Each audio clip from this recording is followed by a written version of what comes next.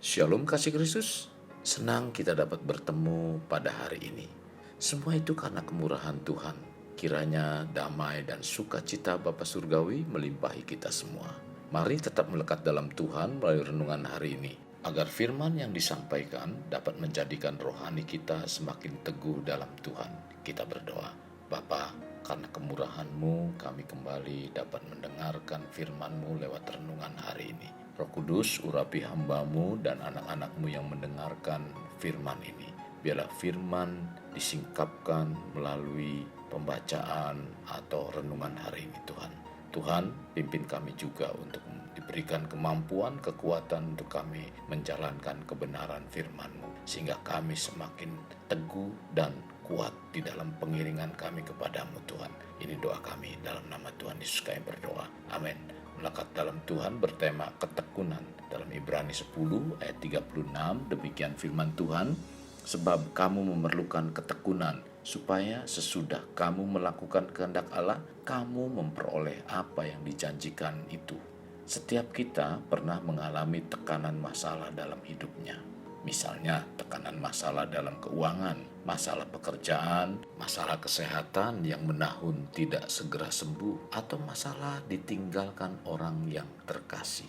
Untuk menghadapi semua pergumulan hidup seperti ini, membutuhkan ketegaran iman dan perlu keyakinan yang teguh dalam diri kita. Jadi, untuk berdiri teguh dalam Tuhan, diperlukan ketekunan. Sebagaimana tujuan penulis kitab Ibrani memberikan semangat dan dorongan agar orang-orang yang mengikut Yesus tetap mempertahankan imannya. Rasul Paulus menyampaikan kepada jemaat Kolose harus bertekun dalam iman, tetap teguh dan tidak tergoncang, dan jangan mau digeser dari pengharapan Injil, tercatat dalam Kolose 1 ayat 23. Kekasih Kristus, kita dalam mengiring Tuhan dan melakukan kehendak-Nya memerlukan sebuah proses dan kesetiaan.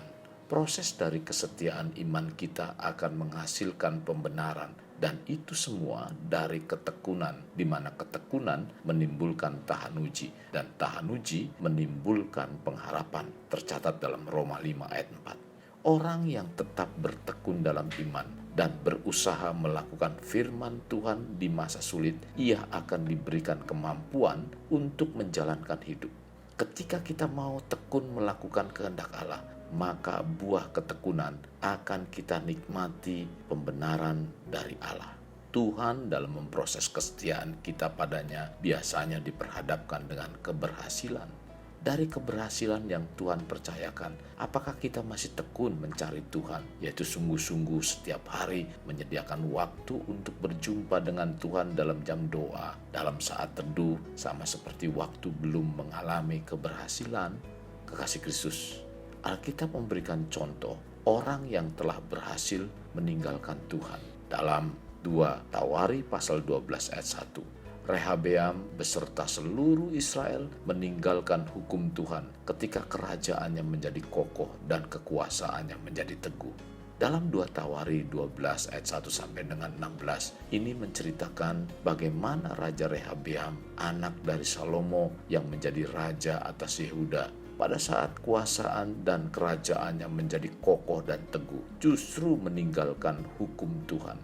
Ya, Rehabeam dan bangsa Israel tidak lagi setia dan meninggalkan hukum Tuhan, dikarenakan dalam ayat 14 Rehabeam tidak lagi tekun mencari Tuhan.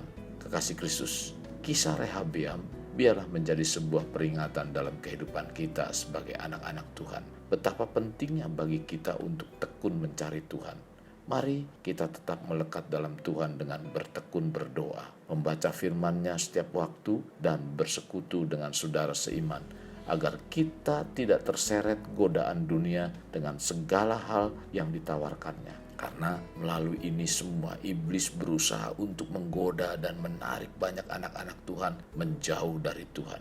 Kasih Kristus, penting sekali bagi kita untuk selalu melengkapi diri dengan firman-Nya. Terus mengakui dan menyadari bahwa kita tidak dapat hidup di luar kasih Tuhan.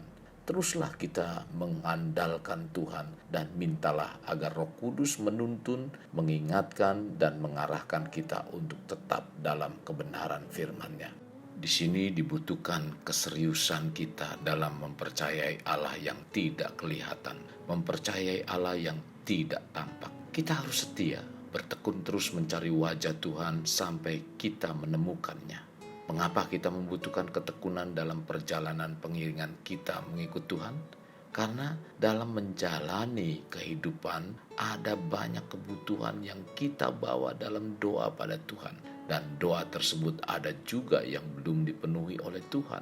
Ketika doa-doa yang belum dipenuhi seperti inilah dibutuhkan ketekunan. Karena bila tidak tekun mencari Tuhan dapat mengakibatkan perubahan hati. Sehingga tergoda untuk mengikuti tawaran-tawaran iblis yang bertentangan dan melanggar firman Tuhan. Jadi ketekunan mencari Tuhan itu menjadi penting karena mencari Tuhan berarti mengalami perjumpaan dengannya. Dan ini sesuatu yang nyata di mana kita dapat berjalan bersama dengan Dia setiap hari. Kekasih Kristus, jadikan hidup kita untuk lebih bermakna. Membangun pribadi bermakna dimulai dari pribadi kita. Kita berdoa, Tuhan, kami naikkan syukur dan terima kasih kepadamu Tuhan. Firman-Mu membawa kami untuk kami tetap setia, tekun di dalam Engkau Tuhan. Agar kami tidak mudah diombang-ambingkan dengan berbagai macam bujuk rayu daripada iblis. Supaya kami menjauh daripada Engkau Tuhan. Kami ingin berdiri teguh di dalam iman kami kepadamu Tuhan. Kami ingin terus menghasilkan buah-buah untuk hormat kemuliaan nama-Mu. Buah-buah yang baik, baik dalam pikiran kami, dalam perkataan dan perbuatan kami, menunjukkan bahwa Tuhanlah yang menjadi sumber, Tuhanlah yang memberikan satu kehidupan dalam iman percaya kami. Terima kasih Tuhan Yesus. Ini doa kami, dalam nama Tuhan Yesus kami berdoa. Amin. Kasih Kristus, mari kita akhiri dengan mengedahkan kedua tangan kita.